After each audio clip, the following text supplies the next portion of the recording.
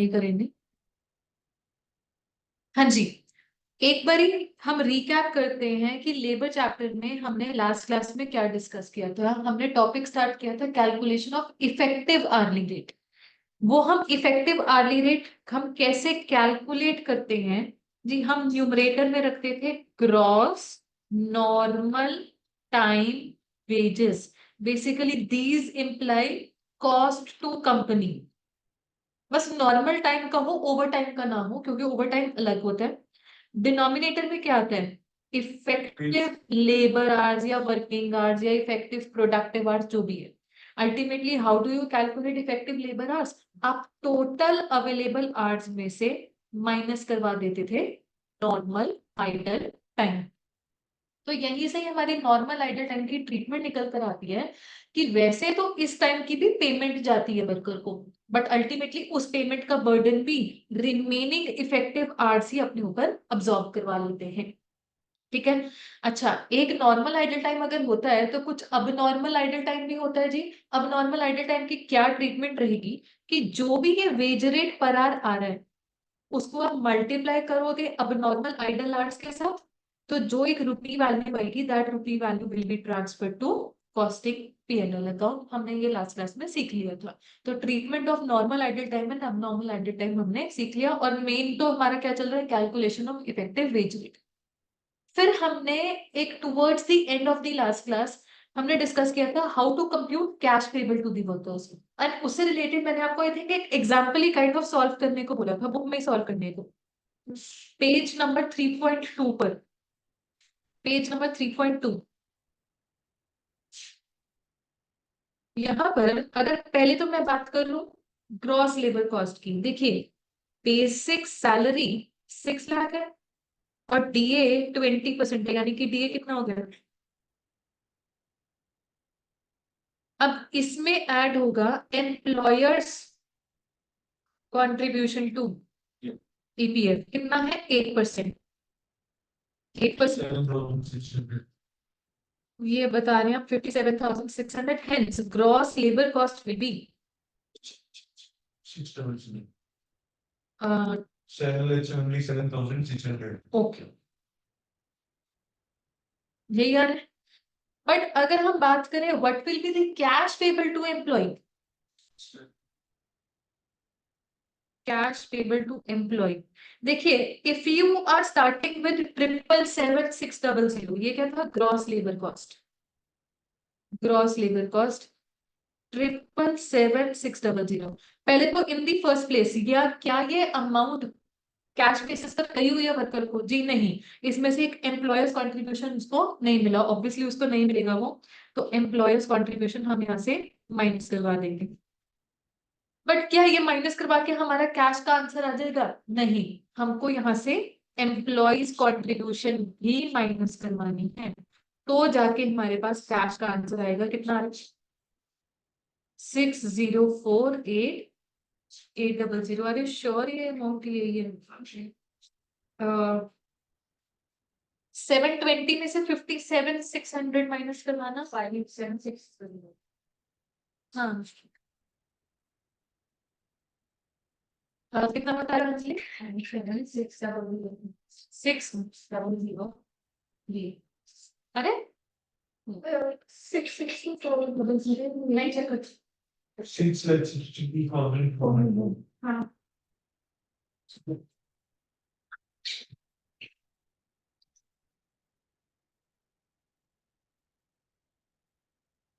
662400। यश, आपने पहले मुझे कोई और फिगर बताई थी। डबल वन नहीं समझिएगा।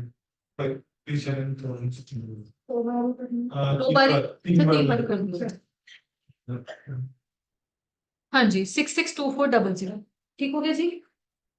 एक तो आपको होमवर्क में यही मिलेगा, और आपको होमवर्क में एक मेन क्वेश्चन में दिया होगा, क्वेश्चन नंबर 6, क्वेश्चन नंबर 6, और उसका आंसर आपके पास at the back solution two है। वैसे 75 आंसर है। yes. और उसका detail solution at the back आपको इन प्रिंटेड नोट्स में मिल जाएगा। ये तो एग्जाम्पल था जो पेज नंबर 3.2 पर है, एग्जाम्पल कैश पेबल वाला। ठीक है, चलो एक बारी सभी लोग आएंगे क्वेश्चन नंबर 2 पर। Question number 2।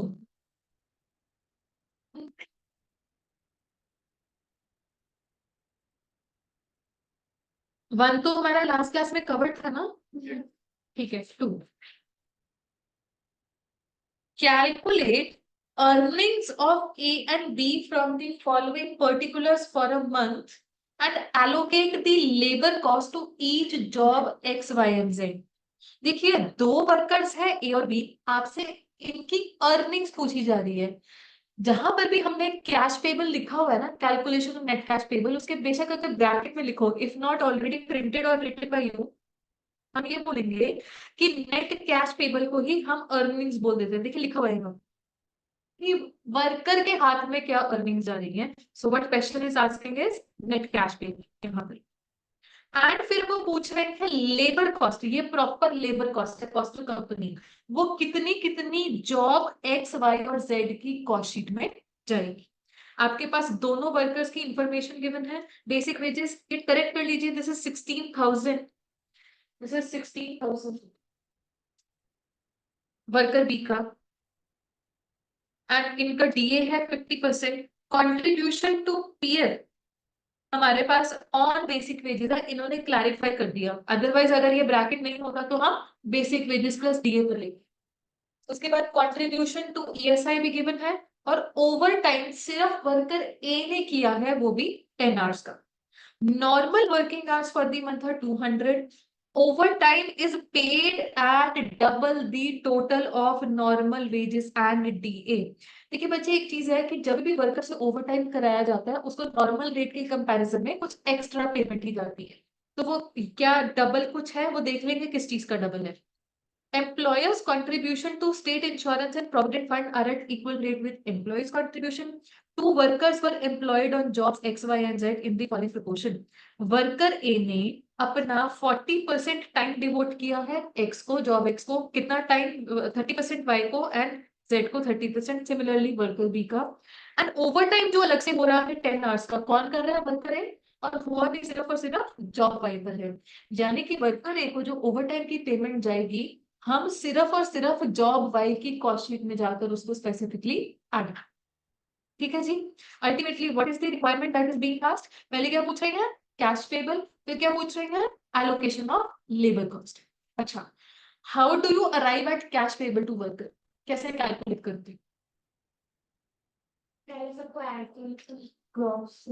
पहले gross labour cost, basically gross labour cost हम देख लेंगे। वैसे भी हमें ना कहीं वो cost gross labour cost per आना ही आना है, क्योंकि ग्रॉस लेबर कॉस्ट से भी पहले क्या होता है स्टेप। देखो ये हमारे पास ग्रॉस लेबर कॉस्ट, ये ग्रॉस लेबर कॉस्ट कैसे बनती है, नॉर्मल टाइम वेजेस में ओवर टाइम वेजेस ऐड करके। ये नॉर्मल टाइम वेजेस हमें चाहिए ही थी, इनफैक्ट क्यों चाहिए थी, क्योंकि यही डिवाइड होगी लेबर आवर से, ताकि हमारे पास वेज रेट आ सके।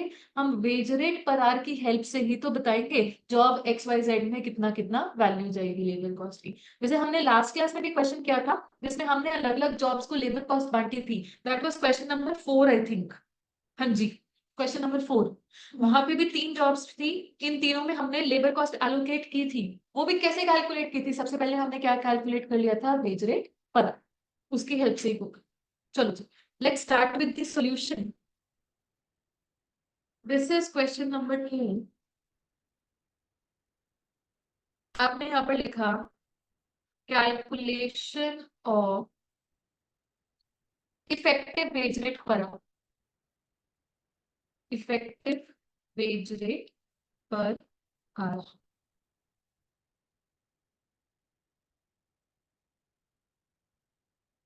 पर्टिकुलर्स ए और बी। हाँ जी, कॉस्ट टू कंपनी में सबसे पहले क्या है, बेसिक वेजेस, वो है 10,000 और 16,000। फिर इसमें ऐड कर दो जी टियरनेस अलाउंस, वो दोनों के केस में 50% ऑफ बेसिक वेजेस है, तो 5,000 और 8,000। फिर उसके बाद कॉस्ट में क्या आएगा, employers contribution to provident fund. दोनों वर्कर्स के केस में वो 8% ऑफ बेसिक वेजेस है, यानी कि 800 और 1280। फिर एम्प्लॉयर्स कंट्रीब्यूशन टू ESI, वो दोनों में 2% ऑफ बेसिक वेजेस है,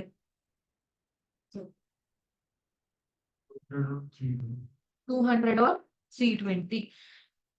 इसके बाद मैं देख पा रही हूँ जो कॉस्ट है वो ओवर टाइम में है, यानी कि सबसे पहले आप इन सभी को ऐड करके बोलेंगे, हमारे पास आ गई ग्रॉस नॉर्मल टाइम वेजेस 16,000 और 25,600। इसमें आप ऐड करोगे ओवर टाइम वेजेस, जो कि सिर्फ वर्कर एक ही बनेगी।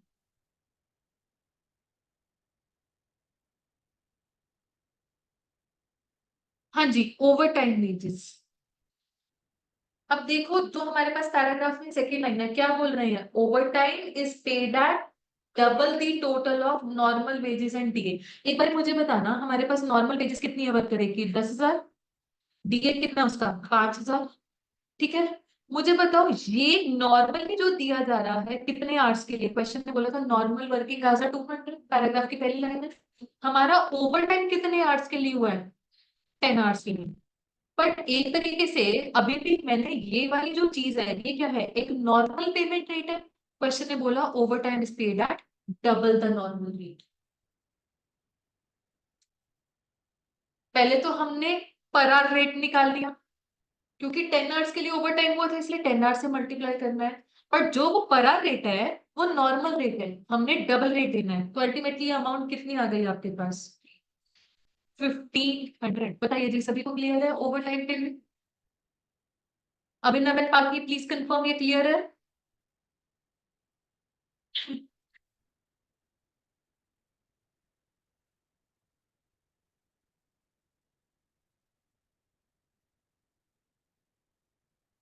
जी आ गया आपके पास gross labour cost.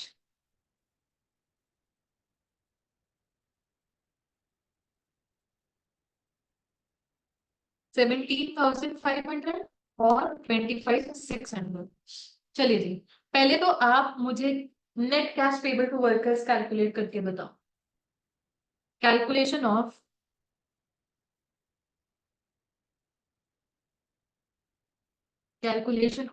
Earnings, question की लैंग्वेज यूज करते हुए।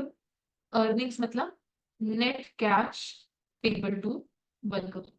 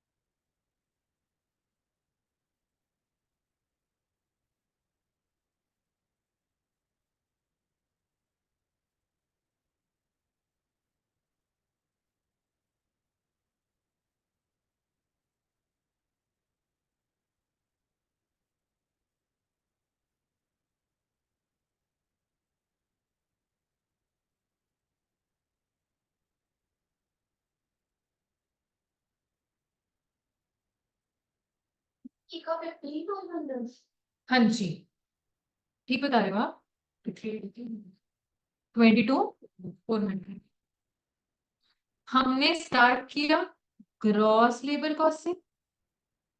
ग्रॉस लेबर कॉस्टिंग हमारे पास 17,500 और 25,600। इसमें से अब क्या क्या एडजस्ट होगा बताइए।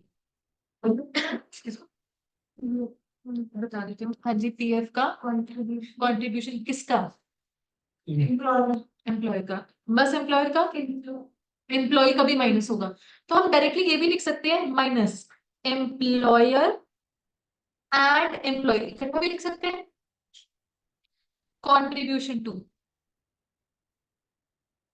एक तो प्रोविडेंट फंड। हाँ जी, क्वेश्चन ने बोला था जितना एम्प्लॉयर कंट्रीब्यूट करता है उतना ही एम्प्लॉय करता है, पैराग्राफ में लाइन लिखी हुई है। एम्प्लॉयर ने कंट्रीब्यूट किया था 800, दोनों का मिलाकर 1600। इधर 1280, दोनों का मिलाकर 2560। ईएसआई 400 और 640। आप चाहो तो अलग अलग प्रेजेंट कर दो, अदरवाइज मैंने इकट्ठा भी कर दिया, कोई और एडजस्टमेंट नहीं थी। This will be your net cash 15500 आप बता दीजिए, और 22400, this is your net earnings या नेट कैश। जॉब एक्स में 5600। जॉब एक्स में 5600 तो नहीं है, कैसे आ रहा है 5600 आपके पास? 14,000 क्या है? 1500 तो उसका वो था ओवर टाइम। हाँ, वो हमने 1500 में से ओवर टाइम माइनस कर दिया। माइनस नहीं करना, ओवर टाइम अलग है। वो जो बाई के लिए है ना तभी। जॉब बाई के लिए है तो माइनस आपने कहाँ से किया? नहीं नहीं, देखो आप ऐसे नहीं करना। आप अगर वो स्प्लिट कर रहे हो किसी चीज को, जॉब्स में आप बांट रहे हो, आपके लिए ये तो बेसिस बनना भी नहीं चाहिए, because this include over time. Over time is specifically done on job wise. आपके लिए बांटने वाली चीज क्या है? 16,000। 16 तो 16,000 को आप 40%, 30%, 30% में ऐसे स्प्लिट करोगे, अगर हम वर्कर एक ही बात करें। एंड बाय द वे कैल, हाँ जी बताओ। एपीएफ को भी ऐसे ही डिस्ट्रीब्यूट करते हैं। Point is we are trying to allocate labour cost. Labour cost मतलब कॉस्ट जो है कंपनी के द्वारा इनकर्ड है, तो उसमें ये कंट्रीब्यूशन इंक्लूडेड होनी चाहिए। कॉस्ट तो कंपनी हमने बांटनी है ना, कि बेसिकली इनकी कॉस्ट शीट जो कंपनी तैयार कर रही है, एक कॉस्ट शीट, उसमें क्या वैल्यू जाएगी, तो कंपनी तो अपने लिए कॉस्ट इनको भी मानेगी ना, कॉन्ट्रीब्यूशन को। ठीक है, बाय द वे हम ये जॉब में एलोकेट करते कैसे हैं? Bye calculating veg rate per our first. Now, how do you arrive at wage rate per hour? Numerator में क्या रखते हो? Gross normal time wages. Denominator में क्या रखते हो? इफेक्टिव लेबर आवर्स, मतलब total hours minus normal rated time. अगर मैं वर्कर ए की बात करूं, इसके लिए हमने ग्रॉस नॉर्मल टाइम वेजेस इसकी कितनी थी? 16,000।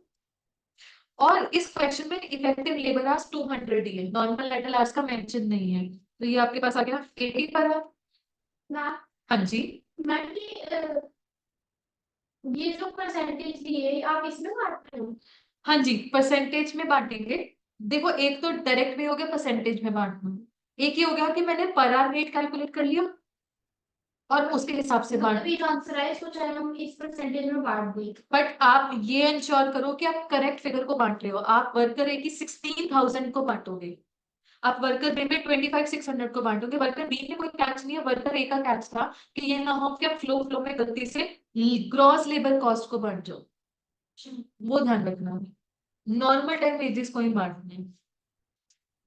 अब देखिए, हम प्रॉपर स्टेटमेंट बनाने जा रहे हैं, एलोकेशन ऑफ लेबर कॉस्ट।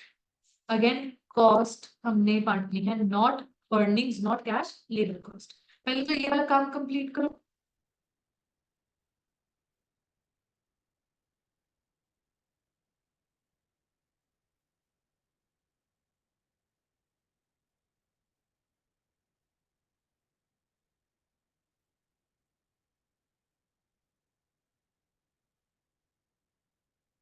हाँ जी, उसके बाद जॉब का नाम, फिर उसमें veg rate per our.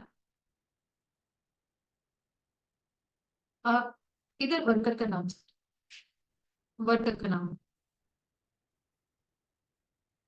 Job x, इसमें आर्स कितने? Rupee value.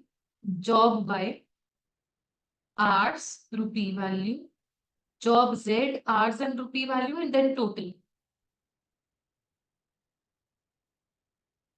और ये टोटल।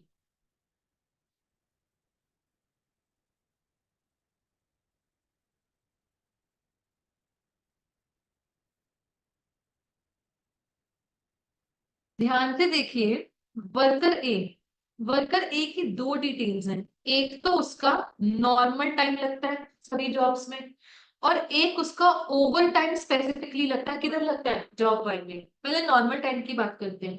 नॉर्मल टाइम के लिए इसका रेट पर आवर कितना है? 80। जॉब एक्स में ये नॉर्मल टाइम का कितना कंपोनेंट लगा है? 40%। नॉर्मल टाइम अगर 200 घंटे है तो 80 आवर्स, तो ये हमारे पास टोटल वैल्यू कितनी आ गई इधर? 6400। एक घंटे का 80, तो 80 आवर्स का 6400। जॉब वाई में ये कितने आवर्स लगा रहे हैं? 60, राइट? तो इसकी ये वैल्यू कितनी आ गई? 4800। और इधर भी 60 आवर्स होने पर 4800। फिर ओवर टाइम की बात करें, it was specifically done on job Y, और कितना ओवर टाइम पेमेंट आ रही थी? 1500। देखो, क्वेश्चन में बताया हुआ है कि कितना टाइम परसेंटेज के हिसाब से। 40 30 30, टोटल कितना टाइम है हमारे पास? नॉर्मल 200 घंटे। 200 में से 40% यानी कि 80 घंटे वर्कर जॉब एक्स पर लगा। एक घंटे की उसकी कॉस्टिंग कितनी है? 80 आवर्स की। तो 80 घंटों की कॉस्टिंग कितनी होगी? 80 × 80, 64। ऐसे ही आप लोग वर्कर बी का काम करके बताओ, उसका तो जो टाइम नॉर्मल ही है, बस जो टाइम है नॉर्मल ही है। वर्कर बी का करके बताओ।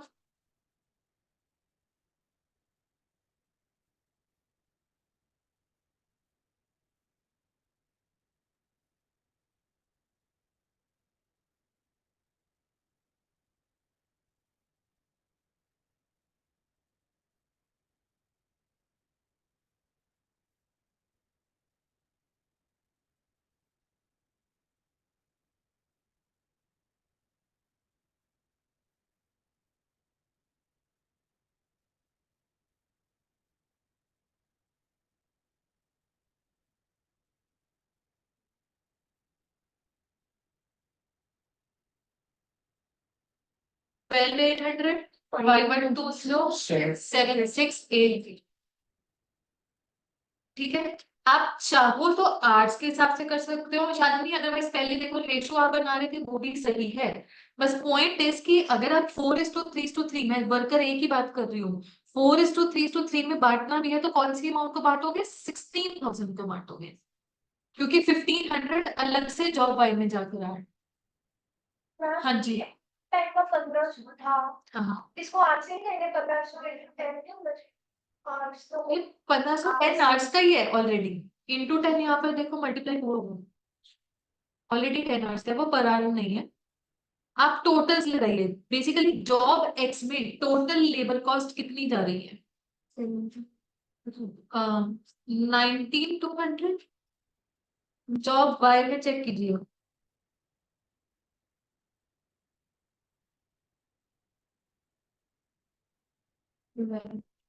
11,420 जॉब वाई में, 12,480।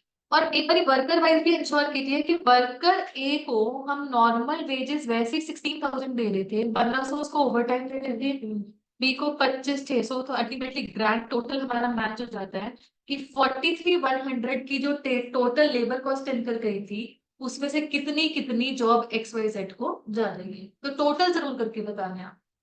This total value will go to cost sheet. हाँ जी, हो गया ये क्वेश्चन? क्लियर है सभी को? ठीक है। चलो, अब हम ओवर टाइम की बात कर ही रहे हैं, तो जैसा कि आपने देखा यहाँ पर कि ओवर टाइम में कुछ ना कुछ एक एक्स्ट्रा पेमेंट जाती है। अच्छा, तो basically let us say a normal wage rate per hour is 10। For simplicity purpose मैं बोल रही हूँ, over time is paid at 1.5 times of the normal rate. Basically अगर 1 घंटा ओवर टाइम हुआ तो उसके लिए फिर 1 घंटे की पेमेंट कितनी जाएगी? 15। ठीक है जी। अब इस 15 में हम दो हिस्से करते हैं। हमने ये बताना है कि 10 तो वैसे भी जाना ही जाना था। अभी मैं आपको प्रूफ कर देती हूँ। हम ये नहीं कह रहे हैं कि ओवर टाइम हमने करवाया वर्कर से तो एक्स्ट्रा हमने इसको 15 पे किया है। एक्स्ट्रा 15 नहीं पे किया, सिर्फ 5 पे किया। ये देखना जरा कैसे। मान लीजिए हमारे सामने एक जॉब आई, टास्क आया जिसको कंप्लीट करने में टोटल 10 आवर्स लगते हैं जी। ठीक है, और एक दिन में नॉर्मल वर्किंग आवर्स है 8। तो अगर तो हमने कोई जल्दी नहीं चाहिए, हमने बोला कि वर्कर अपना नॉर्मल टाइम में काम को कंप्लीट करे, तो वो डे 1 पे लगाएगा 8 घंटे, वो डे 2 पे 2 घंटे लगाएगा। दोनों दिन उसको नॉर्मल वेज रेट 10-10 का मिलेगा, अल्टीमेटली उसको इस काम का कितना मिल गया, 100 रुपए। But let us consider a scenario जहां पर ये काम आया तो हमको डे 1 पर ही कंप्लीट करके देना ही देना है। तो डे 1 पे वो नॉर्मल 8 घंटे तो लगाएगा और 10 रुपए उसके लेकर जाएगा। वो 2 घंटे स्टे बैक जो करेगा, ओवर टाइम करेगा, उसकी पेमेंट उसको कितनी जा रही है, 15। तो टोटल उसने इस काम का कितना कमाया, 110। मैं अगर आपसे पूछूं कि due to over time company को कितनी एक्स्ट्रा पेमेंट करनी पड़ी है, वर्कर ने एक्स्ट्रा कितना कमाया है, 10। इस 10 को हम आराम से बोल सकते हैं कि उसने 2 घंटे पर 5 एक्स्ट्रा कमाए, 5 पर आवर। कहने का मतलब अगर हम ओवर टाइम ना करवाते तो यही काम अगले दिन भी होता, अगले दिन भी तो उसकी पेमेंट 10 पर आवर के हिसाब से जानी जानी थी। तो आज जब हमने करवा लिया, तो आज हमने जब 15 पे किया है तो हम 15 को एक्स्ट्रा नहीं बोलेंगे, 15 में से 10 हटाकर 5 को एक्स्ट्रा बोलेंगे। बात समझ में आ रही है? इस 5 को हम नाम देते हैं ओवर टाइम प्रीमियम। एंड जहां पे भी वर्ड आता है प्रीमियम मतलब एक्स्ट्रा। ठीक है जी। तो आपको क्लैरिफिकेशन पर्पस के लिए अपने नोट्स में ही जाइए और आपके पास ना एक स्पेस होगी on page number 3.3 he, over time की जहां पर हम बात करें। तो ध्यान से देखना, एक होता है over time rate. Over time rate मतलब टोटल रेट गिवन, जिसमें दो कंपोनेंट्स आ जाते हैं कि नॉर्मल रेट जो कि देना ही देना था, और जो एक्स्ट्रा है उसको हम नाम देंगे over time premium. Over time premium.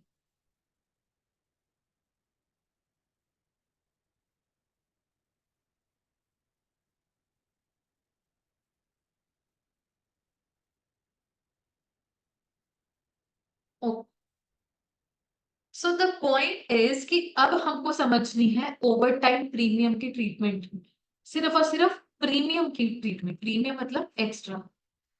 जो नॉर्मल रेट है उसकी तो नॉर्मल कॉस्टिंग होगी जैसे डायरेक्ट लेबर कॉस्ट है, बट हमेशा और हमेशा ओवर टाइम प्रीमियम भी डायरेक्ट लेबर कॉस्ट बन जाए, ऐसा नहीं होता। अब ये ट्रीटमेंट समझाने के लिए कहीं ना मुझे आपको थोड़ा सा मीनिंग समझाना पड़ेगा डायरेक्ट और इनडायरेक्ट का। आप लोग अपनी बेसिक अंडरस्टैंडिंग के हिसाब से बोले what are direct cost and what are indirect cost. Direct related to production. Direct हो गया रिलेटेड टू प्रोडक्शन, और इनडायरेक्ट हो गया, इनडायरेक्ट मतलब जैसे मतलब प्रोडक्शन पे नहीं है, मतलब अल्टीमेट वाली कॉस्ट है। वैसे कॉस्ट का हिस्सा है but we can not directly correlated to the production. Example दे सकते हैं मुझे इनडायरेक्ट कॉस्ट? किसकी? सुपरवाइजर की सैलरी। ठीक है, एडवर्टाइजिंग। एडवर्टाइज। अब मैं आपको कॉस्ट अकाउंटिंग के कॉन्टेक्स्ट में वेरी क्विक एक बार एक काम करवा देती हूँ, कहीं नोट नहीं करना, पहले बात को समझेंगे। जब हम हमारी बुक्स छप कर आ जाएंगे ना, नोटिंग वाला काम हम तब कर लेंगे। सबसे पहले तो ना हम कॉस्ट अकाउंटिंग में कॉस्ट को स्प्लिट करते हैं मटेरियल, लेबर एंड एक्सपेंसेस में।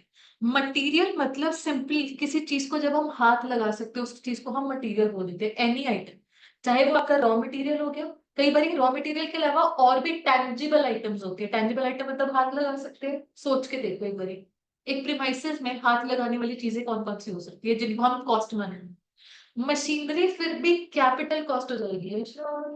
रॉ मटेरियल मैंने आपको बोल दिया, मशीनरी फिर भी कैपिटल कॉस्ट है, और रेवेन्यू नेचर का कॉस्ट। इक्विपमेंट्स वही अगर कैपिटल नेचर की कॉस्ट है, उनकी डेप्रिसिएशन मानी जाती है, not the whole cost of machine. Right, मैं बोल सकती हूँ स्टेशनरी।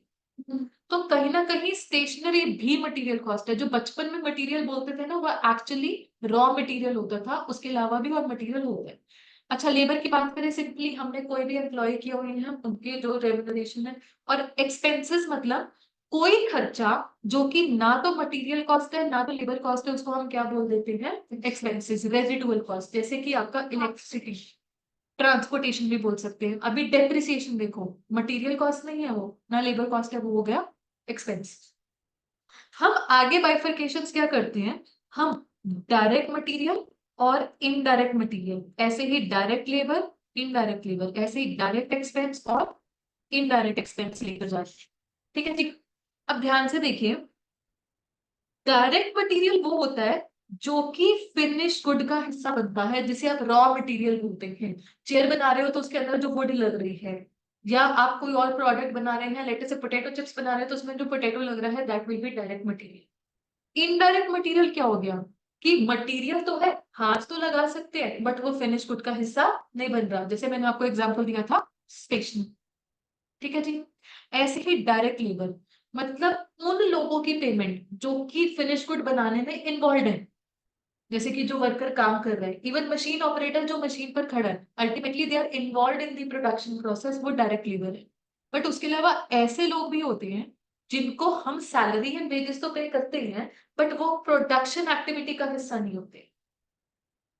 एग्जाम्पल, सुपरवाइजर, अभी आपने बताया था चालू में, सुपरवाइजर हो गया, सिक्योरिटी गार्ड, अकाउंटेंट वगैरह जो हो गए, ये इनडायरेक्ट लेबर माने जाते हैं। अब बात करते हैं डायरेक्ट एक्सपेंस की। कोई expense which is related to the product directly, जो कि आपने मुझे डेफिनेशन में बताई, इसका एक सबसे बेस्ट एग्जांपल निकल कर आता है रॉयल्टी। रॉयल्टी क्या होता है? किसी को राइट्स यूज करते हैं तो किसी का हम कोई कुछ पेटेंटेड कुछ भी हम अगर यूज कर रहे हैं, कोई नो हाउ डिजाइन वगैरह, तो उसके कॉम्पनसेशन में हम रॉयल्टी देते हैं। अच्छा, इसको हम बोलते हैं कि फिनिश गुड से डायरेक्टली रिलेटेड है, मतलब कल को हमने फिनिश गुड बनाना वो चेंज कर दिया या बंद कर दिया, ये खर्चा नहीं जाएगा। फॉर एग्जांपल, पोटैटो चिप्स बनाने के लिए मैं किसी की सीक्रेट रेसिपी का इस्तेमाल कर रही हूँ, तो मेरे को रॉयल्टी उसके लिए देनी है। कल को मैं सेम प्रीमाइसेस में पोटैटो चिप्स बनाना बंद कर दूं, मैं गारमेंट मैन्युफैक्चरिंग में आ जाऊं, क्या अभी भी मुझे रॉयल्टी पे करनी है पोटैटो चिप्स की? नहीं। तो royalty is a direct expense. But indirect expense वो होती है which are not immediately connected with the product, वो जनरल खर्चा, जैसे कि आपका रेंट, जैसे कि इलेक्ट्रिसिटी वगैरह, इसको हम बोलते हैं इनडायरेक्ट एक्सपेंस। कि ये तो कोई भी प्रोडक्ट बनाते हो, ये खर्चा तो हमारा होता ही होगा। तो वही जो आपने मुझे डायरेक्ट और इनडायरेक्ट बताया, मैंने भी वही चीज बताई है, बट थोड़ा सा इन रिफाइंड। ठीक है जी। अच्छा, हमारी कॉस्ट कहती है कि सभी डायरेक्ट खर्चों को आप ऐड कर दो, direct material, direct labour, direct expenses को ऐड कर दो, तो it is something called prime cost. Prime cost मतलब इंग्लिश को अगर हम हिंदी में ले जाए, मेन कॉस्ट। ठीक है, मेन कॉस्ट सिंपल लैंग्वेज में। उसके बाद हम इनडायरेक्ट एक्सपेंसेस ऐड करने शुरू करेंगे। इनडायरेक्ट एक्सपेंसेस का कॉस्ट अकाउंटिंग के टर्म्स में नाम बन जाता है जी overheads. So all indirect material plus indirect labour plus indirect expenses would mean overheads. Overheads में भी हम आगे बात करते हैं कि ओवरहेड्स अगर तो फैक्ट्री प्रीमाइसेस में हो रहे हैं तो फैक्ट्री ओवरहेड्स, अगर तो वो ऑफिस प्रीमाइसेस में हो रहे हैं तो उनको अलग बोल देते हैं, अदरवाइज सेलिंग एंड डिस्ट्रीब्यूशन, वो आप कुछ कुछ चीजें जानते हैं। मेरा मेन मुद्दा था कि आपको क्लैरिटी रहनी चाहिए कि what is direct cost and what is overheads cost. ठीक है जी। अब यहाँ पर लेबर के कॉन्टेक्स्ट में स्पेशली अब मैं आपको जो टॉपिक डिस्कस कराऊंगी, बात को जरा समझना।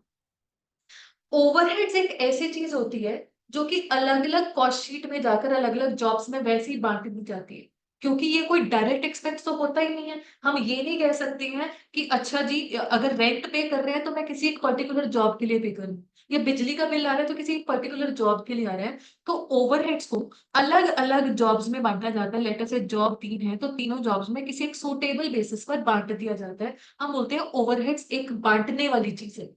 वेराज डायरेक्ट एक्सपेंसेस बांटने वाली चीज नहीं होती, वो एक स्पेसिफिक चीज होती है। अगर हम बोले जॉब एक्स में अगर हम बना रहे हैं बेसिक वर्जन ऑफ चेयर, उसके लिए लेटर से 3 kg वुड लग रहा है तो 3 kg वुड का ही खर्चा जुड़ेगा। जॉब जेड में अगर हम एक प्रीमियम वर्जन ऑफ चेयर बना रहे हैं और उसमें 5 kg वुड लग रही है तो 5 kg वुड के हिसाब से डायरेक्ट मटेरियल ऐड होगा। तो हर जॉब में जो जो उसका स्पेसिफिक काम है उसके हिसाब से हमारे डायरेक्ट एक्सपेंस पहुंच जाते हैं। ओवरहेड्स है जो हम वैसे भी बांट दिया करते हैं, ये एक टोटल चीज होती है which is allocated to the different jobs. Where direct cost is something which is specific to the jobs. ये कोई एक ऐसा नहीं है कि टोटल खर्चा इतना था बांट दो, बांटने वाली चीज नहीं है। हर जॉब का अपना मेन मुख्य खर्चा है। ठीक है जी, बात समझ में आ रही है? Okay, now over time premium के कॉन्टेक्स्ट में ध्यान से देखिए, एक केस आ रहा है कि if overtime is resorted to at the desire of customer, तब ओवरटाइम प्रीमियम की क्या ट्रीटमेंट होगी। मान लीजिए एक कंपनी 3 काम कर रही है, job X Y and Z. Job X का क्लाइंट है, वो कहता है चाहे तुम ओवर टाइम करो, मुझे काम जल्दी से जल्दी चाहिए। तो ऐसे केस में जो ओवर टाइम प्रीमियम जा रहा है, मुझे बताओ, ये एक्स का अपना स्पेसिफिक कॉस्ट है या ये तीनों में बट जाएगा ओवर टाइम? एक्स का स्पेसिफिक कॉस्ट है। स्पेसिफिक कॉस्ट मतलब डायरेक्ट कॉस्ट, डायरेक्ट वेजेस। तो ट्रीटमेंट क्या बोल रही है? Such overtime premium will be charge to job as the direct cost. बात समझ में आ गई है जी? ठीक। अच्छा, कई बारी हमसे कस्टमर ओवर टाइम नहीं करने को कहता। कई बारी हम भी इन जनरल अपने डेडलाइंस को कोप अप करने के लिए हम खुद ही ओवर टाइम कर लिया करते हैं। कोई पर्टिकुलर कस्टमर आपको ये बोल नहीं रहा। तो एक तरीके से ओवर टाइम किसी के लिए स्पेशली नहीं हो रहा, सबके लिए हो रहा है। तो उस केस में ओवर टाइम प्रीमियम की क्या ट्रीटमेंट होगी? जो खर्चा सबके लिए हो रहा है, जनरल है। जनरल मतलब ओवरहेड्स। तो यहाँ पर ट्रीटमेंट क्या है? Overheads of that particular cost department which works over time. जिस डिपार्टमेंट ने किया उसका ओवरहेड्स मान लिया जाएगा। ये दोनों ट्रीटमेंट समझ में आ गई है जी? अच्छा, अब होता क्या है, कई बार ना डिपार्टमेंटल काम ऐसे होता है कि लेट अस से प्रोडक्ट पहले डिपार्टमेंट ए से होकर गुजर रहा है, डिपार्टमेंट ए में उसका काम हो गया तो जाके वो डिपार्टमेंट बी में ट्रांसफर होगा। एग्जाम्पल लेटर से कि गारमेंट मैन्युफैक्चरिंग में ही पहले तो वो पीसेस को कट किया जाता है, कटिंग डिपार्टमेंट हम डिपार्टमेंट ए बोल देंगे, और एक होता है स्टिचिंग डिपार्टमेंट, नेक्स्ट डिपार्टमेंट। तो फाइनल प्रोडक्ट कहाँ तैयार हो रहा है? स्टिचिंग में। अब हुआ क्या कि due to fault of department A, cutting department, इन्होंने अपना काम लेट करके दिया स्टिचिंग। अब स्टिचिंग वालों को इधर क्लाइंट की तरफ से प्रेशर था, मतलब क्लाइंट की तरफ से नॉर्मल प्रेशर था, नॉर्मल डेडलाइन थी। But due to fault of department A इनको ओवर टाइम करना पड़ गया, जो भी अपनी प्रॉमिस्ड डिलीवरी डेट थी उसके लिए। तो ऐसे केस में ओवर टाइम प्रीमियम किसको जाएगा? डिपार्टमेंट बी के वर्कर्स को।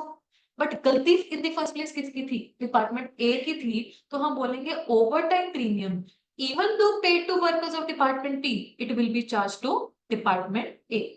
होता क्या है कॉस्ट अकाउंटिंग में? It is all about details. Department A अपनी अलग कॉस्टिंग करे, अपने अलग कॉस्ट रिकॉर्ड्स बना रहा है, डिपार्टमेंट बी अपने अलग कॉस्ट रिकॉर्ड्स बना रहा है। तो वो ओवर टाइम प्रीमियम जो डिपार्टमेंट बी के वर्कर्स को गया है, उसका कॉस्ट मानेगा कौन? ए मानेगा, ए को चार्ज होगा, बी नहीं अपना कॉस्ट मानेगा क्योंकि बी की गलती ही नहीं थी।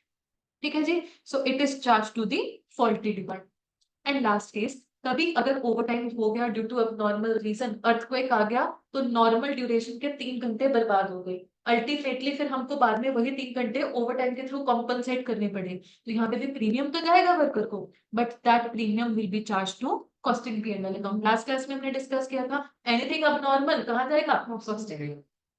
बताओ जी, ये 4 केसेस आपको क्लियर हो गए हैं? एक बार रीडिंग फिर भी अपने लेवल पर दोबारा से ले लें।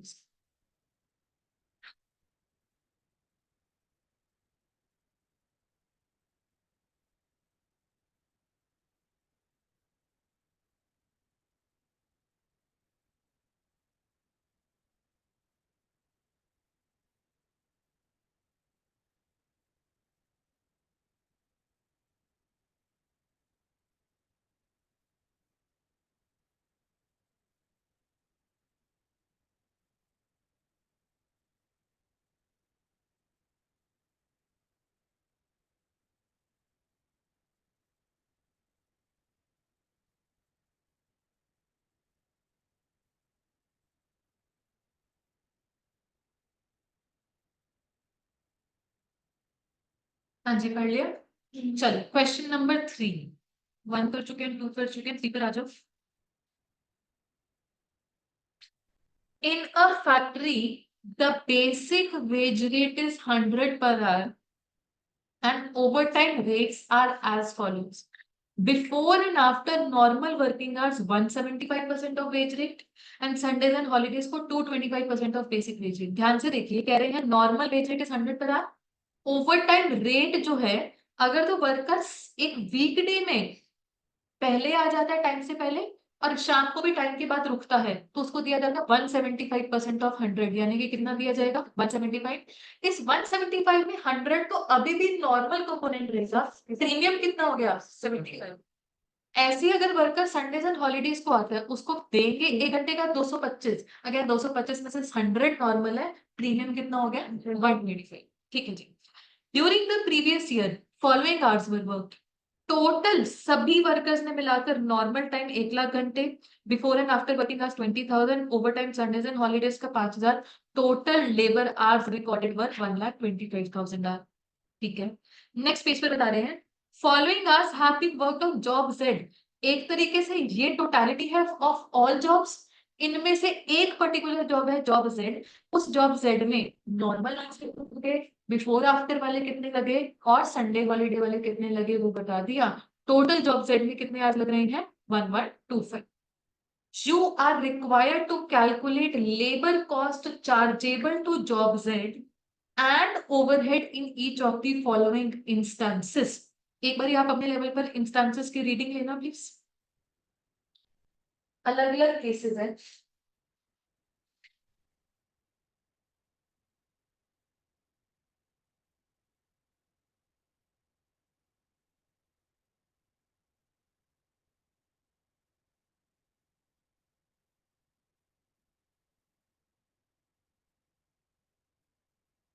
हाँ जी, we will first take up case C where overtime is worked at the request of customer to expedite the job। expedite करना मतलब जल्दी जल्दी काम करना।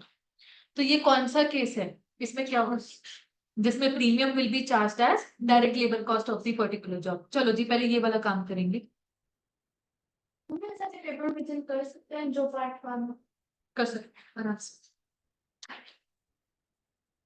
बस एक क्वेश्चन एक जगह पर होना चाहिए, उसके अंदर के सब पार्ट्स आप ऊपर नीचे कर सकते हैं। सबसे पहले हम बना रहे हैं एक वर्किंग नोट जिसमें हम प्रॉपर्ली बताएंगे ओवर टाइम प्रीमियम स्प्लिट करके अलग अलग से कितना है। दिस इज पर्टिकुलर्स, फिर आपने यहाँ पर बताया पेमेंट रेट, इस पेमेंट रेट में से नॉर्मल रेट पर आर कितना है और ओवर टाइम प्रीमियम पर आर कितना है।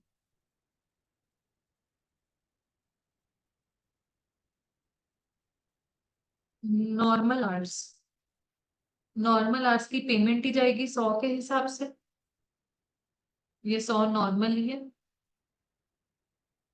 फिर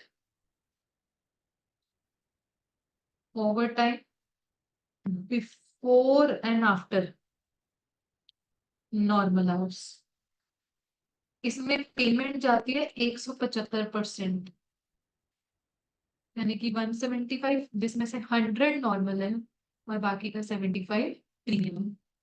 ऐसे ही संडेज एंड हॉलीडेज,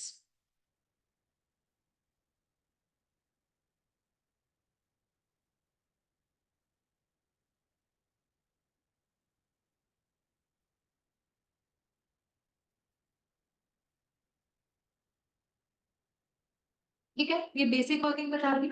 अब आपने स्टार्ट किया केस सी, इसमें आप प्रॉपरली लिखकर बताएंगे when overtime is worked at request of customer, comma, at request of customer, overtime premium is charged as direct labor cost।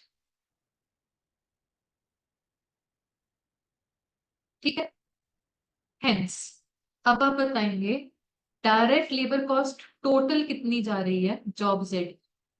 Statement में नहीं, काइंड ऑफ स्टेटमेंट छोटी सी, जिसमें आप अलग से बताएंगे कि नॉर्मल वेजेस कितनी जानी है, जो तो जानी जानी थी डायरेक्ट लेबर कॉस्ट में। देखिएगा जॉब जेड की बात इन्होंने स्पेसिफिकली पूछी है, इसमें इनकी नॉर्मल वेजेस। मुझे एक चीज बताओ, जॉब जेड में टोटल कितने आवर्स लग रहे हैं 1125 ओवर टाइम वगैरह मिलाकर। अगर ओवर टाइम नहीं भी होता तब भी काम कंप्लीट करने में तो 1125 आवर्स ही लगते हैं। तो 1125 आवर्स की पेमेंट 100 के हिसाब से ये कितनी होगी 1,12,500। ये तो जानी जानी थी, जस्ट बिकॉज हमने ओवर टाइम करवाया और उसका प्रीमियम दिया, वो प्रीमियम भी इस केस में डायरेक्ट लेबर कॉस्ट का हिस्सा बन जाएगा। अब देखिएगा कितना? ये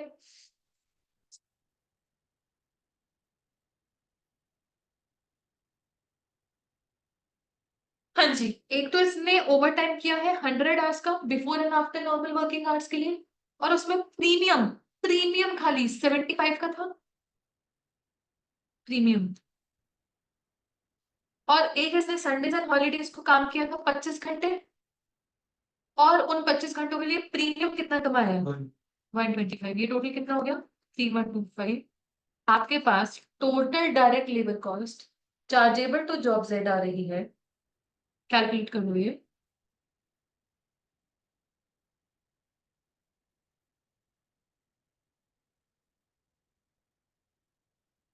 one 123,125।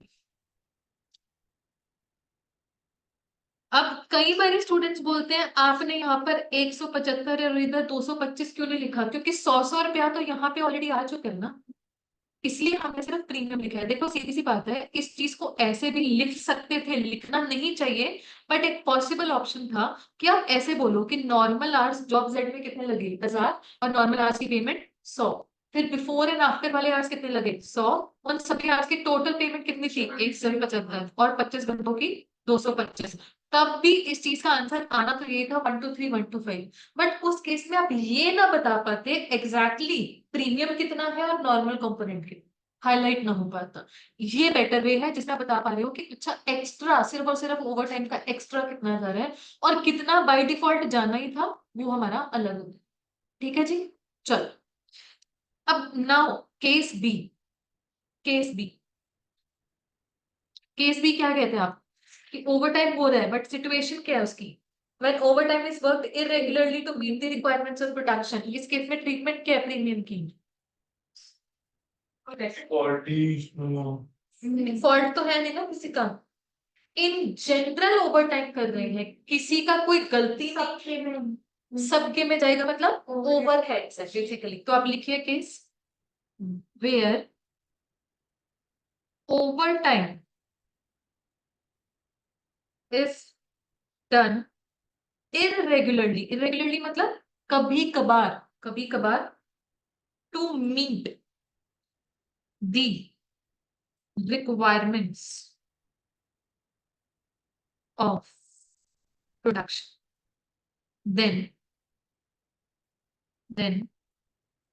premium is charged as overheads. तो इन दिस केस अब आप बताओगे कि डायरेक्ट लेबर कॉस्ट अभी भी कुछ बन रही है जो बेसिक कॉस्ट है, वो तो 1125 इंटू 100 के हिसाब से 1,12,500, ये तो डायरेक्ट लेबर कॉस्ट जानी जानी थी। Under factory overheads over time premium आएगा, एंड ओवर टाइम प्रीमियम जैसे आपने ऊपर कैलकुलेट किया 100 घंटों पर 75 और 25 घंटों पर 125।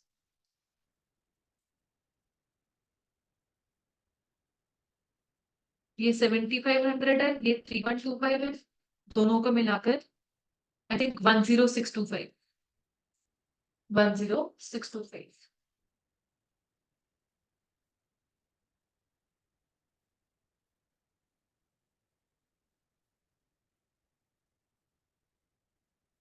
मैम जो जॉब जेड पे चार्ज किया वही तो किया हमने यहाँ पे। पर आप देखो उधर पूरी की पूरी अमाउंट ये सब मिलाकर डायरेक्ट लेबर कॉस्ट में चला गया था केस सी में। केस बी में direct labour cost cost sheet बनेगी तो प्राइम कॉस्ट का हिस्सा बनेगा 112,500, प्राइम कॉस्ट के बाद ओवरहेड्स का हिस्सा बनेगा 10625। ये फर्क है, ठीक है जी। अच्छा, अब एक बारी केस ए की वर्डिंग्स की रीडिंग लीजिए। केस ए की वर्डिंग्स आपको क्या बोल रही है? Over time is work regularly throughout the year as a policy due to labour shortage, मतलब एक तरीके से पूरे साल ही ओवर टाइम चल। अच्छा, ये केस मैं आपको एक्सप्लेन करना चाहूंगी with the help of an example. In fact सारे केसेस की बात करते हैं एक एग्जांपल में। मान लीजिए एक हमारे पास बुटीक ओनर है, मतलब जहां पर गारमेंट स्टिचिंग का काम होता है, स्पेशलाइज काम है, और वहां पर उन्होंने आगे टेलर्स बिठाए हुए हैं। अब टेलर्स को जो वो पे करते हैं वो भी ना आर्ली बेसिस पर पे करते हैं, यही 100 पर आवर के हिसाब से। और टेलर का ओवर टाइम करते हैं तो एक ही केस बना लेते हैं, लेटर से कि वो जब भी ओवर टाइम करे, चाहे संडे हॉलीडे है कुछ भी है, उनको पे किया जाएगा लेटर से 175। बस ये केस है, 175 में 100 हमें पता है नॉर्मल हो गया, ओवर टाइम कितना हो गया 75। अच्छा, अब ये चीज है कि अगर तो कई बार कस्टमर ही बोलने आ जाता है कि हमारा काम जल्दी करके दे दो, ठीक है, तो उस केस में हमें पता है ट्रीटमेंट क्या होगी प्रीमियम की, ये 75 भी कस्टमर को ही चार्ज करेंगे। ये तो है नहीं कि पहले कस्टमर ने बोला कि मेरा कर दो तो सभी कस्टमर को 75 पे बांटा जाएगा, नहीं, जिस कस्टमर ने ओवरटाइम करवाने को बोला है उसी को 75 चार्ज करवाएंगे। अच्छा, कई आपको भी पता है कई बार वेडिंग सीजन वगैरह होता है, राइट, तो उस केस में कहीं ना कहीं बुटीक ओनर को अपने टेलर को एक्स्ट्रा बिठाना ही पड़ेगा in general to cope up with the deadlines जो उन्होंने प्रॉमिस की हुई है क्लाइंट्स को। अब यहाँ पे कोई क्लाइंट सामने से स्पेसिफिकली नहीं बोल रहा कि अब चाहे अब तुम ओवर टाइम करो, मेरे को मेरा काम आज चाहिए। इन जनरल बुटीक के पास ही वर्कलोड ज्यादा हो, तो ऐसे में हम ये बोल सकते हैं कि हाँ मे भी कस्टमर को हम ज्यादा चार्ज करेंगे, बट कहीं ना कहीं ज्यादा चार्ज करने में उनके ओवरहेड्स में ऐड होंगे। पॉइंट इज कस्टमर को लेकर जब हम कॉस्ट शीट बनाएंगे कॉस्टिंग तो बढ़ जाती है, बट उस कॉस्टिंग में ये बोलेंगे कि डायरेक्ट लेबर तो जो होनी थी सो होनी है, ओवरहेड्स के तौर पर बढ़ा। कहने का मतलब अगर मैं आपको एग्जांपल लूं कि एक कस्टमर आता है और उसका काम वैसे कंप्लीट करने में नॉर्मली लगते हैं लेटर से 10 आवर्स। इस 10 आवर्स की डिटेल ये है कि 8 घंटों में तो इन नॉर्मल वर्किंग आवर्स में जाते हैं, और एक बार इसका डेडलाइन पूरी करने के लिए 2 घंटे भी लग गए थे। बट क्या ये ओवर टाइम कराने को कस्टमर ने बोला होगा? नहीं, इन जनरल बैठे थे क्योंकि हमें पता है कल सुबह डिलीवरी देनी है मॉर्निंग में। ऐसे तो ओवर टाइम रोज ही चल रहा है, तो रोज ही हम अल्टीमेटली सभी सभी कस्टमर्स को थोड़ा बहुत ओवरहेड्स के तौर पर ओवर टाइम प्रीमियम चार्ज करते जा रहे हैं। बेसिकली सबकी कॉस्ट शीट में ओवरहेड्स के नाम पर प्रीमियम थोड़ा बहुत चला जाए। ठीक है जी, तो जो तो 10 घंटों का यहाँ पे बेसिक वेज रेट जाना था और 2 घंटों का प्रीमियम यहाँ पे जाना था वो ऐड हो जाएगा। बट ये काम क्या हो रहा है, ओवर टाइम इस केस में इरेगुलरली होता है। इरेगुलरली मतलब कभी कभार, अगर सीजन है तो ओवर टाइम करा रहे, ठीक है। अब आप सोचिए, मेरा एक काम है, मैं जा रही हूँ and my work need 10 hours to be completed. फर्क पड़ेगा ना कि मैं उससे ऑफ सीजन में ये काम कराने जा रही हूँ या ड्यूरिंग द सीजन काम कराने जा रही हूँ। अगर ऑफ सीजन में काम कराने जा रही हूँ तो मुझे कहीं ना कहीं ज्यादा कॉस्टिंग नहीं पड़ेगी इस चीज की, क्योंकि वो वर्कर भी काम करेंगे तो अपने नॉर्मल आवर्स में काम करेंगे। मैंने अगर लेटेस्ट उनको बोल दिया तुम 3 दिन में करके दे दो, मैंने अपनी तरफ से कोई वो डेडलाइन नहीं डाली है कि आज ही करके, तो वो भी क्यों वर्कर को ओवर टाइम करवाएंगे, एक बार सोच कर, राइट, मैंने भी प्रेशर नहीं क्रिएट किया, तो वो क्यों वर्कर्स को ओवर टाइम कराएंगे। अल्टीमेटली वहां पर मेरे को कॉस्टिंग पड़ेगी कम as a customer, as a client.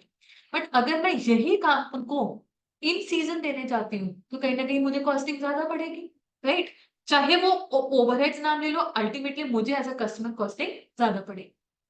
No, ये सब हटाकर इमेजिन अ सिनेरियो जहां पर बुटीक ओनर कहता है कि मेरे पहले 5 टेलर हुआ करते थे, उसमें से 3 परमानेंटली जॉब को छोड़कर जा चुके हैं और उनकी रिप्लेसमेंट भी आसानी से नहीं मिल रही, तो ही वर्कर रह गए हैं।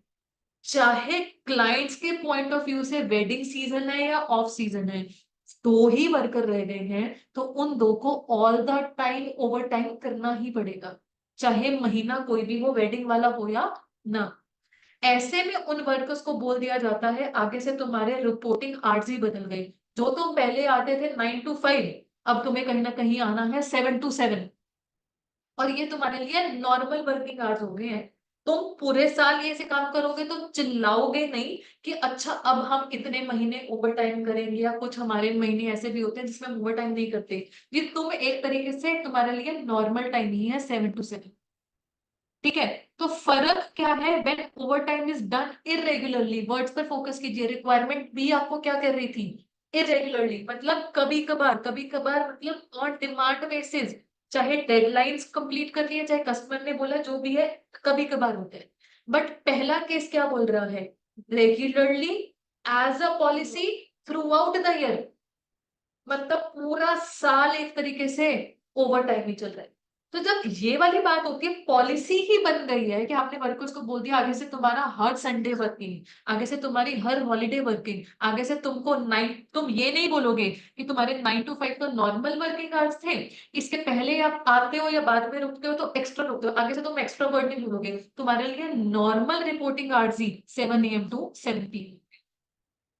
तो कॉस्टिंग पॉइंट ऑफ व्यू से इस केस में हम एक्चुअली ओवर टाइम कुछ मानेंगे ही, हम बोलेंगे जो वेजेस जा रही है वर्कर को वो नॉर्मल वेजेस ही जा रही है। हमने सीखा है नॉर्मल रीजन नहीं। नहीं मतलब वर्कर शॉर्टेज है, अब नॉर्मल रीजन आप इन जनरल सोच के देखो, वर्कर शॉर्टेज है, हम कब तक अब नॉर्मल मान के उसे कॉस्टिंग पीएनएल में लेके जाएंगे एज अ पॉलिसी, तभी तो हमने बोल दिया as a policy, when it is a part of a policy छोड़ दो। अब वो पॉलिसी चेंज का कारण चाहे वर्कर शॉर्टेज था जो भी था, कंपनी ने अपनी पॉलिसी चेंज कर दी ना, तो उन्होंने तो अपने लिए नॉर्मल फीचर बना दिया, राइट। तो इस केस में हाँ, लॉ कंप्लाइंस करने के लिए एक्स्ट्रा पेमेंट जाएगी वर्कर को, वो तो लॉ कहते हैं, वो तो पेमेंट कहती है, बट कॉस्ट मानने के लिए उस पेमेंट को हम एक्स्ट्रा पेमेंट नहीं बोलेंगे, उसको भी हम नॉर्मल पेमेंट बोलेंगे। And by the way, how do you calculate any kind of a normal wage rate? Normal wage rate calculate करने का तरीका क्या था? Normal time wages divided by effective labour hours. तो कहने का मतलब है कि जितनी भी वेजेस जाएगी चाहे एक्स्ट्रा रेट पर जाएगी, वो एक्स्ट्रा ना लॉ कंप्लाई करने के लिए होगा, बट कॉस्टिंग पर्पस के लिए वो नॉर्मल टाइम वेजेस ही मानी जाएगी। एक बारी हम केस एक का रिटर्न वाला काम कर लेते हैं, फिर से इसको हम दोबारा से डिस्कस करेंगे। बेसिकली हमने पता है काम क्या करना है, हम पूरे साल में जितनी भी जॉब्स हुई इनकी बात करते हैं। यहां पर हमने कैलकुलेट करना है टोटल वेजेस, देखिए total wages for the year, total wages for the year, normal hours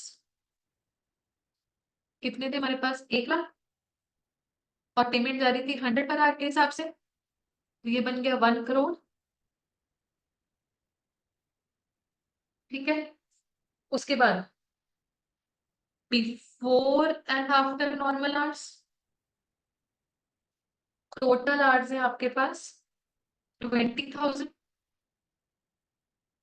and उसमें 175 पर आवर के हिसाब से पेमेंट जा रही थी, तो ये था आपके पास 35 लाख।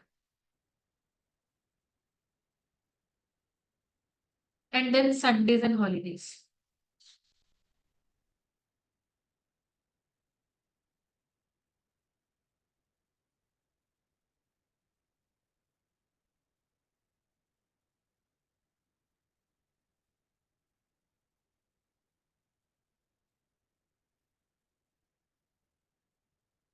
हाँ जी, संडेज एंड हॉलीडेज में क्या डिटेल है आपके पास? 5,000 इंटू 225 पर आवर, ये है अमाउंट 1125,000। इसे हम बोलेंगे टोटल नॉर्मल टाइम वेजेस, और ये बन रही है आपके पास 1,46,25,000।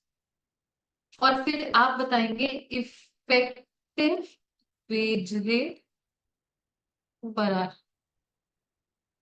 146,25,000 को अब आप पेमेंट मान रहे हैं टोटल 1,25,000 घंटों की, 1,25,000 घंटों की है ना ये देखो, 1 लाख प्लस 20,000 प्लस 5,000, 1,25,000, तो ये रेट कितना है? 117। तो केस ए में ये बोला जाएगा when over time is worked regularly,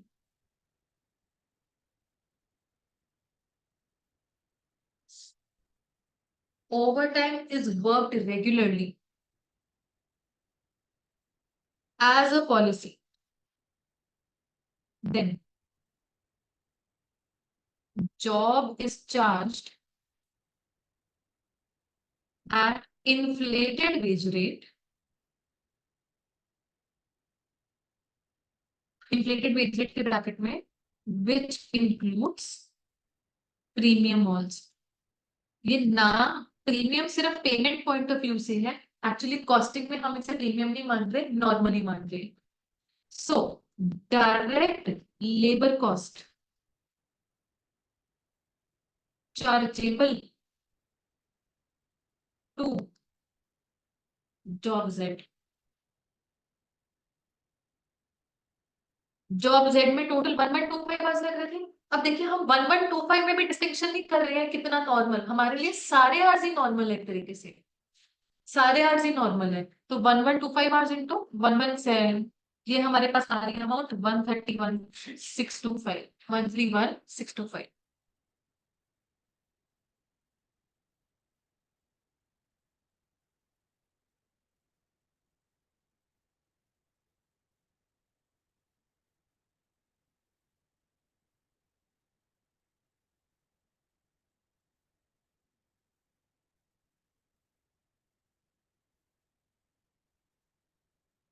तो देखो अगर इस चीज को मैं रिलेट करूं अपने बुटीक वाले एग्जांपल से, there is some another boutique जो बाय डिफॉल्ट एज पॉलिसी अपने टेलर से ओवरटाइम करवाता ही करवाता है, तो उसके लिए तो ये नॉर्मल फीचर ही बन गया ना ये। तो बेसिकली मैं साल में कभी भी जाऊं उसके पास, चाहे मेरे लिए वेडिंग सीजन है ऑफ सीजन है, हमेशा मेरे को वो एक हायर, एक तरीके से हायर चार्जेस, मतलब बड़ी अमाउंट ही चार्ज करेगा एज लेबर कॉस्ट, क्योंकि वो इन दी फर्स्ट प्लेस अपने वर्कर्स को एक बड़ी अमाउंट दे रहा है। वो ये नहीं देखेगा ये कस्टमर बोल रहे हैं ओवर टाइम कराने को या मेरे को अपनी डेडलाइन पूरी करनी है, उसके लिए तो हमेशा हर जगह ही एक तरीके से ओवर टाइम हो रहा है, तो वो हर जगह एक तरीके से इन्फ्लेटेड वेज रेट ही चार्ज करेगा। उसके लिए तो एक ये मेन वेजेस ही बन गई है। वो नहीं कहेगा मैं ओवर टाइम दे रहा हूँ, वो तो ये कहेगा मैं मेन वेजेस दे, अपने डायरेक्ट वेजेस दे रहा हूँ, राइट। अच्छा तो एक्सप्लेन इट बेटर। जॉब में कभी कभार ओवर टाइम होता है, जो स्पेशली केस बी और सी बात कर रहे हैं वो फोकस कर रहे थे कि ओवर टाइम होता है इरेगुलरली। इरेगुलरली मतलब पहले वो डिस्टिंक्शन क्रिएट कर रहे थे कि देखो वैसे हमारे टोटल नॉर्मल आवर्स कितने थे फॉर ऑल जॉब्स 1 लाख। अच्छा क्वेश्चन हमें जॉब जेड की बात बता रहे हैं, क्वेश्चन ने बोला जॉब जेड में लगते हैं 1000 दिन, there is a possibility there are other jobs also existing. मान लीजिए ये लगवा दिए 50,000 घंटे और ये लगवा रही है टोटल 49,000 आवर्स। नॉर्मल आवर्स तो हर जगह लगेंगे ना, सीधी सी बात। बिफोर एंड आफ्टर वाले आवर्स कितने थे टोटल, टोटल 20,000। इसमें से जॉब जेड को लग रहे थे 100। There is a possibility job X पर बिफोर एंड आफ्टर वाले आवर्स थे ही नहीं, और सिर्फ वाई पर लगे जितने भी लगे 19,900, क्योंकि ये तो ओवर टाइम कराना इरेगुलर था, जरूरी नहीं है हर जॉब पे हो रहा हो, वो एज पर रिक्वायरमेंट है। ऐसे ही संडेज एंड हॉलीडेज टोटल कितने आवर्स थे 5,000। अब जॉब जेड पे तो इन्होंने इन्फॉर्मेशन बता दी कि कितने घंटे हैं 25। देर इज अ पॉसिबिलिटी कि जॉब वाई पे ये संडेज एंड हॉलीडेज का ओवर टाइम हुआ नहीं था, जो हुआ जॉब एक्स पे हुआ, जितना भी है 4975 आवर्स दो दिन। सो पॉइंट इज कि हमने एक तरीके से ओवर टाइम का सिनारियो किस जॉब पे कितना हो रहा है उसके हिसाब से लगा दिया। जॉब जेड की बात पकड़ी, हमने बोला हाँ जी भाई तुम्हारे नॉर्मल आवर्स कितने हैं, केस बी और सी की बात कर रही हूँ। अच्छा तुम्हारे बिफोर एंड आफ्टर वाले आवर्स कितने हैं, अच्छा तुम्हारे संडेज एंड हॉलीडेज कितने हैं, अलग अलग हिसाब रखा और उस हिसाब से फिर हमने ओवर टाइम प्रीमियम की एडजस्टमेंट की। अगर तो कस्टमर ने करवाया तो डायरेक्ट लेबर कॉस्ट, कस्टमर ने नहीं करवाया तो ओवरहेड्स, बट लगा तो एक तरीके से इंडिविजुअल बेसिस पर ना, कि हमने देख लिया किस जॉब में कितना ओवर टाइम हो रहा है। बट अगर मैं केस ए की बात करूं, case A in the first place ये अलग अलग बाइफर्केशन करता ही नहीं है। उसके लिए all 1,25,000 hours are normal hours. इसके लिए वो बोलेगा कि अल्टीमेटली जॉब जेड में 1,125 आवर्स आ रहे हैं और एक्स एंड वाई में जो जाने होंगे चले जाएंगे। अब वो बाइफर्केशन नहीं कर रहा कि अच्छा संडे हॉलीडे वाले अलग। तो जब उसके लिए ऑल 1,25,000 आर नॉर्मल आवर्स, तो कॉस्टिंग भी नॉर्मल वेजेस की तरह होंगी। बात समझ में आ गई है जी। ठीक है। तो बच्चे ऐसा है ये one of its kind question है, रादर मैं बोलूंगी पूरे टॉपिक में 8 क्वेश्चन है आपके पास, 8 के 8 आपके स्टडी मार्क्स से है या इनमें से एक एग्जामिनेशन का है। सभी की आपको प्रैक्टिस, रिपीटेड प्रैक्टिस बाद में करनी है। ठीक है जी। तो ये वाला क्वेश्चन हो चुका है कंप्लीट। यस एक क्वेश्चन रहता है इस टॉपिक में, क्योंकि आपको जाना आप जा सकते हैं बट मैं वो क्वेश्चन करवाऊंगी। ठीक है। That is going to be question number 8। सभी के लिए लास्ट क्वेश्चन है आज के लिए, क्वेश्चन नंबर 8 पर आ जाएंगे सभी लोग।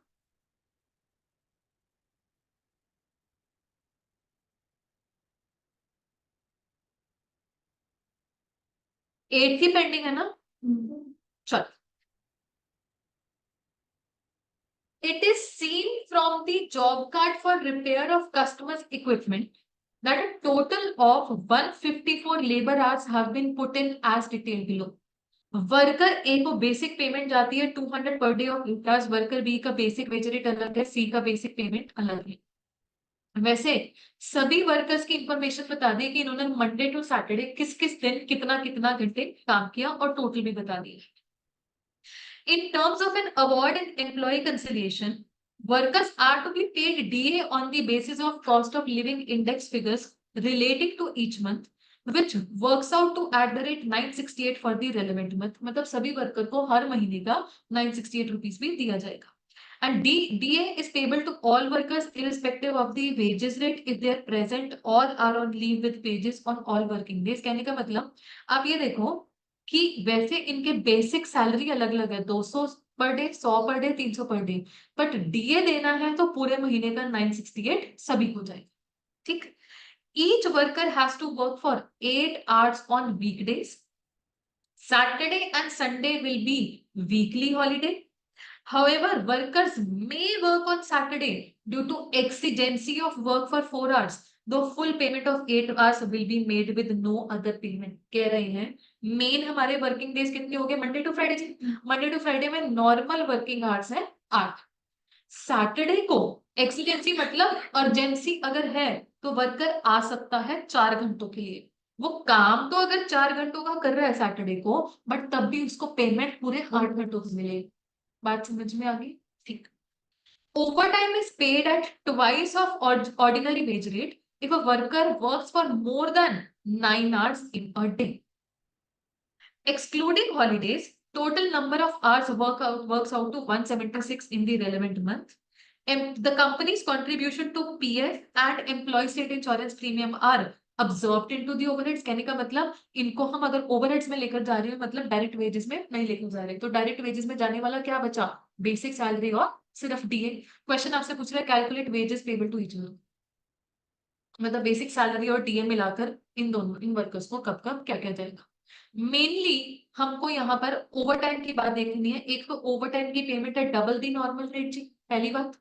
दूसरी चीज, एक वर्कर को नॉर्मल वर्किंग आवर्स कितने बोले हैं, वैसे तो 8, बट ओवरटाइम की कंडीशन क्या है, 9 के बाद ओवरटाइम लगना शुरू। 9 तक वो कर सकता है, 9 तक उसको नॉर्मल रेट ही मिले। ठीक है, तो पहले तो ना हम ये आर्ट्स वाली चीज फिगर आउट करते हैं, देखना जरूर। This is question number 8, calculation of normal hours and overtime hours. मैं पहले वर्कर ए की बात कर रही हूं, इसमें इसका डे लिखा हमने, टोटल आवर्स, टोटल आवर्स में से normal hours to be paid at normal rate, इस तरीके से normal hours to be paid at normal rate, and then over time hours किसी की अलग अलग वर्कर अलग अलग। आप कौन कर रही हो? हाँ जी, जो 5 मिनट में होने लगे बस। फिर मैं ये कर सकती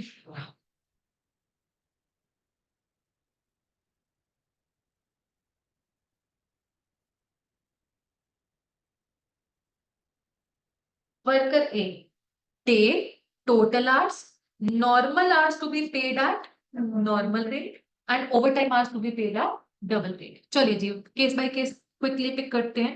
मंडे, मंडे मंडे को इसने टोटल काम किया है 10.5 आवर्स। अब 10.5 आवर्स में से हम नॉर्मली कितने घंटों की पेमेंट नॉर्मल रेट पर करेंगे, 9, 8 नहीं बोलना, 9, 9 मतलब डबल रेट एप्लीकेबल होगा 9 के बाद, यानी कि 1.5 आवर्स की। बात समझ में आई है जी? ठीक है। ट्यूसडे, हाँ जी, paid at double rate. Tuesday 8 घंटे, 8 के 8 नॉर्मल में मानोगे। वेडनेसडे 10.5 में से 9 की पेमेंट नॉर्मल रेट पर और बाकी 1.5। थर्सडे 9.5 बता रहे हैं ये, जिसमें से 9 नॉर्मल और 0.5 ठीक है। फ्राइडे 10.5 जिसमें से 9 और 1.5। ये सैटरडे को काम नहीं कर रहा। एक बार आप वेरी क्विकली टोटल लगाना। ये टोटल 49 आवर्स है, जिसमें से 9 8 36 में 44 तो और 5 ओवर टाइम आ रहा है। चेक करना। ऐसे ही ना एक बार आप बनाना शुरू करो वर्कर वीक का, उसका सैटरडे का केस में हाँ जिनका हो गया वो वर्कर वीक का बनाना शुरू करो क्विकली।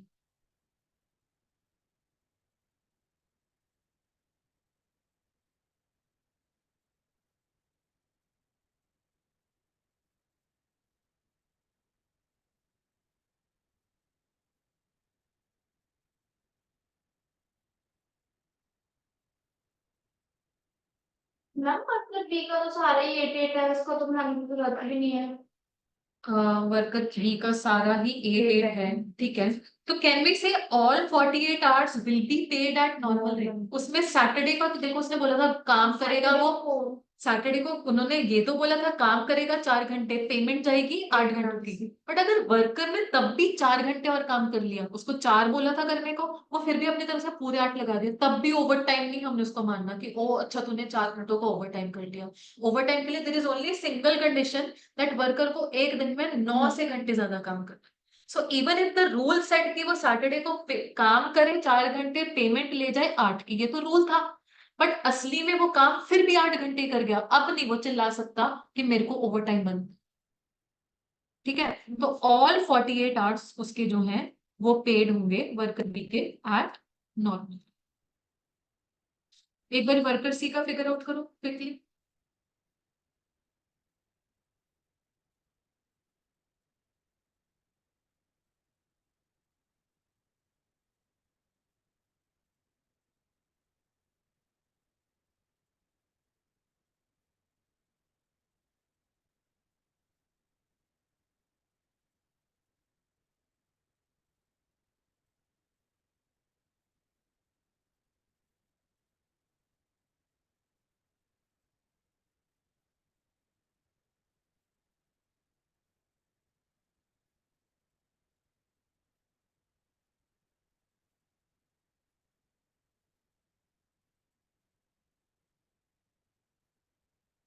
ओके और ओटी में जाएंगे फाइनल। ठीक है, वर्कर सी के मुझे बताए जा रहे हैं नॉर्मल आवर्स 52 और over time hours to be paid at double rate 5। सभी लोग चेक कीजिए एक बार। अगेन इसके सैटरडे के 8 आवर्स नॉर्मल में ही गिने जाएंगे। ठीक हो गया। अब बच्चे ध्यान से देखो, पेमेंट की हमने बात करनी है। ये मैंने यहां पर लिखा वर्कर, वर्कर ए को बेसिक वेजेस पर आवर कितनी एप्लीकेबल है? वर्कर ए को 200 फॉर 8 आवर्स, तो ये कितना हो गया?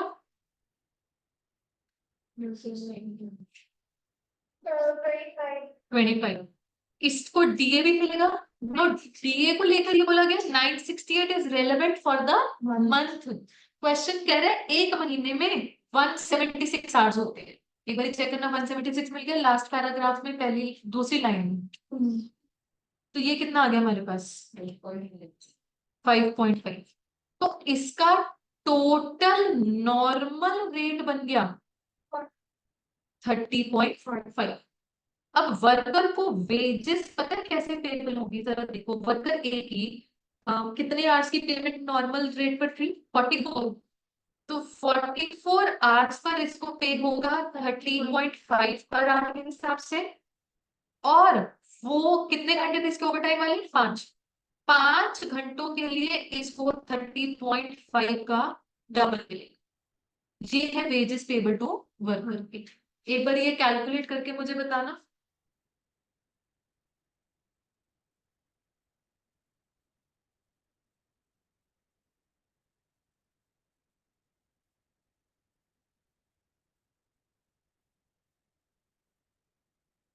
$1,647 1647। सिमिलरली वर्कर बी का काम करना है, सी का काम करना है, या तो अभी रैप अप कर लीजिए या होमवर्क में ले जाइए इसे। ठीक है, होमवर्क में वर्कर बी और सी का काम खत्म कर लीजिए। हाँ जी, नोट डाउन कर लो। इनफैक्ट आंसर वेरीफाई कर लेना। बी का आंसर आ रहा है 864 और सी का आंसर आ रहा होगा 226। ये आंसर नहीं आएंगे तो नेक्स्ट क्लास में डेफिनेटली डिस्कस करेंगे।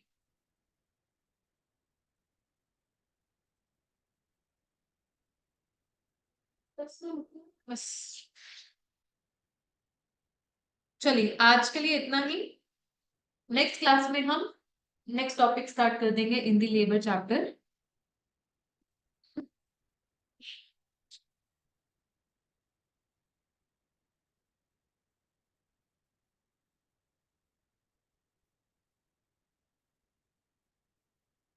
बाकी एंड अभिनव, अगर आपका काम कंप्लीट हो गया है और कोई डाउट नहीं है तो you can exit the session.